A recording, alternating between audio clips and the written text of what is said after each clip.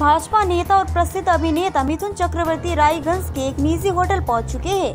यहां से वो कालियागंज सभा स्थल में जाएंगे।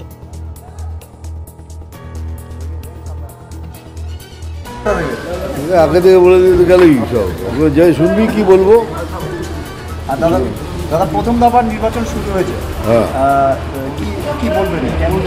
ভাই আমি তো তিনটে চারটে পাঁচটা হলো, আমি তো সব জায়গায় যাইনি, কিন্তু যেখানে যেখানে গেছি খুবই positive, very very strong support, এটুকু বলতে পারি। বেশ কিছু জায়গায় দাদা গন্ডগোল হচ্ছে, কি বলবেন? তো হবেই, কোচবিহারের একাধিক জায়গা তো হবেই, এই জন্যই তো ওয়েট করছিলেন।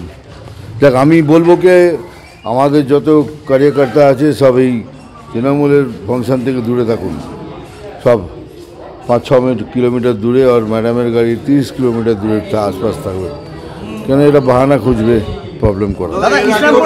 ইসলামপুরে এসে মমতা ব্যানার্জি আপনাকে তীব্র কটাক্ষ করেছিলেন কালকে, তার জবাব আমি দিয়ে দিয়েছি, এটা বাসি খবর, পরের ট্রেনে।